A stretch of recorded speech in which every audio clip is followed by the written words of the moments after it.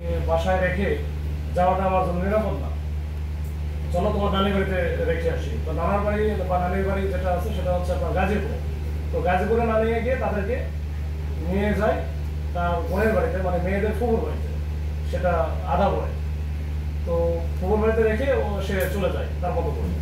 তো এরপরে বড় মেয়েটা যেহেতু বড়, তার মনে ওই কিছু সন্দেহ জাগে যে যখন সকালে তাদের রুমে গিয়েছিল, তার বাবা মা যে রুমে থাকে সেই রুমে যাওয়ার পরে দেখে যে ওই রুমে সে কিছু কিছু আলামত দেখতে পায়, যেটা ওই সময় বলে না, যে ওই দেয়ালে কিছু চোখ চোখ দাগ ছিল রক্তে। তো এরপর থেকে সন্দেহ হয় যে মা কেন আরেকজনের সাথে যাবে, আর গেলেও সেটা হয়তো কিছু না হলেও কিছু সে বুঝতে পারার কথা।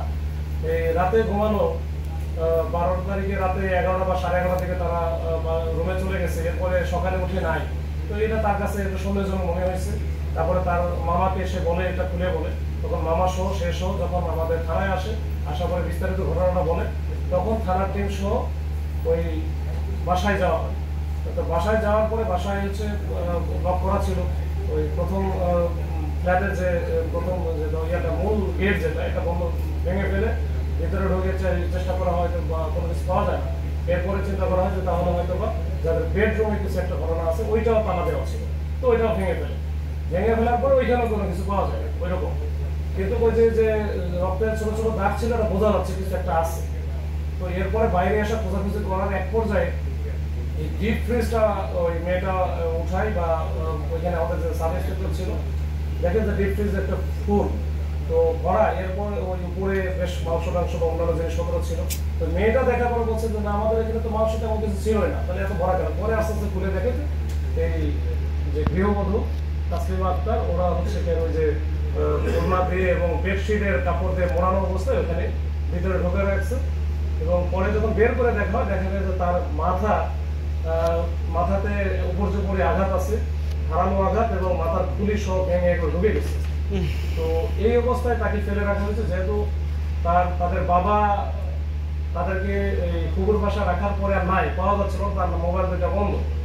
তো তখন এবং যেটা দিয়ে আঘাত করেছে, যে ধারালো যে দা টাইপের ছিল, রান্না টাইপের, সেটাও আমরা তার বাসা থেকে উদ্ধার করার পরে সে যেটা বলেছে, এখানে মূলত আমার কাছে মনে হচ্ছে দুইটা কারণে সে এই কাজটা করেছে। একটা হচ্ছে যে তাদের যে পারিবারিক যে কলহ বা দ্বন্দ্ব, মানে পারস্পরিক যে বিশ্বাসের অভাব। সে মনে করতো যে তার মিসেস বা ওয়াইফ হতে কারোর সাথে হয়তো বা ইললিগ্যাল অ্যাফেয়ার্স আছে বা থাকতে পারে, এরকম তার একটা বেশ কিছু সন্দেহ ছিল অনেক আগের থেকেই।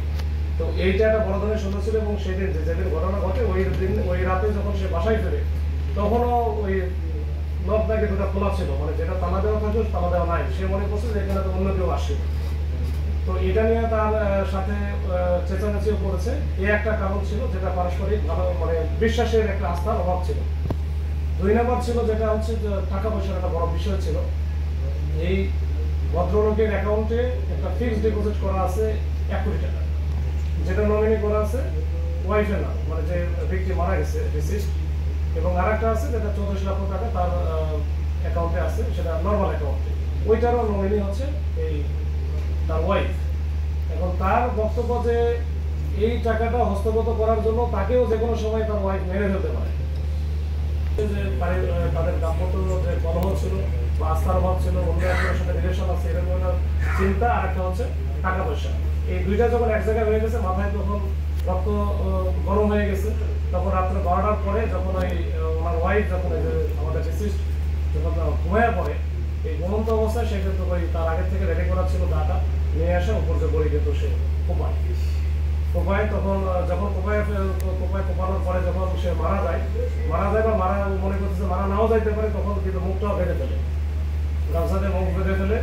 ওই তার যে বেডশিট ছিল এটাও পেঁচায় ফেলে। এরপরে লাশটা কোথায় রাখবে, মানে এটা গুম করবে না কোথায় নিয়ে রাখবে, এটা সব তখন আসলে সে বুঝে উঠতে পারতেছিল না। যখন ভোর হয়ে যাচ্ছিল, সকাল হয়ে গেলে তখন কোথায় নিয়ে যাবে, এখন ওনার ওজন তো বেশ।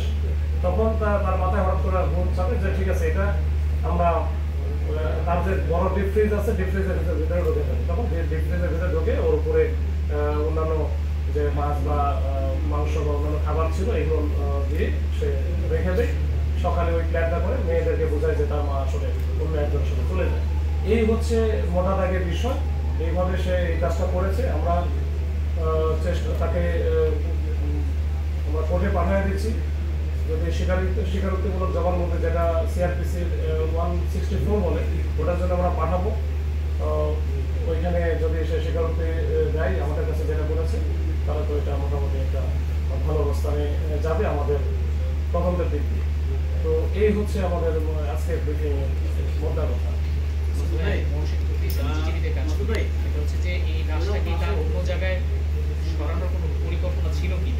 প্ল্যান ছিল যে অন্য জায়গায় নিয়ে যাবে, কিন্তু সে তো একাই, সে আবার চিন্তা করছে যে আমি অন্য কাউকে ইনভলভ করলে সেটা তো আরো বেশি জানাজানি হয়ে যাবে। তো ওই জন্য পরে আর ওই প্ল্যান থেকে সে বের হয়ে আসছে যে সে একাকে কিভাবে নিয়ে যাবে। গাড়িতে উঠাতে গেলেও তো ড্রাইভার লাগবে বা তাকে লাগবে, তো ড্রাইভার জেনে যাবে, বা গাড়িতে উঠে নিয়ে যাওয়ার পর কোথায় রাখবে, এরকম একটা প্ল্যান প্রথম থেকে ছিল। পরে যখন আর পারে না তখন কিন্তু এই কাজটা করছে। প্রাথমিক জিজ্ঞাসাবাদে বলেছে কেন, যেহেতু বাচ্চাটাকে খাবার বাড়িতে রেখে এসেছে, এরপরে হত্যার প্রক্রিয়াটা কিভাবে সে করেছে, কিভাবে না, এটা রাতের বেলায় করে ফেলছে, সবকিছু রাতেই করে ফেলছে। এবং ইভেন ওই যে তার যে ওই দা এবং ওই যে বেডশিট যেগুলো এগুলো ধুয়ে ফেলছে, কিন্তু রক্ত যেগুলো আছে সব হচ্ছে যে সে ধুয়ে পরিষ্কার করে সুন্দর করে রেখে দিচ্ছে। এটা রাতের বেলায় করছে এবং পরের দিনে হয়তো বা সে মনে করছিল যে এটা যখন তাকে রেখে আসার পরে আরেকবার হয়তো ওই রাতে আরেক দফায় চেষ্টা করতে পারে, মানে চেষ্টা করবে যে এটাকে লুকানো যায় কিনা পারমানেন্টলি। এই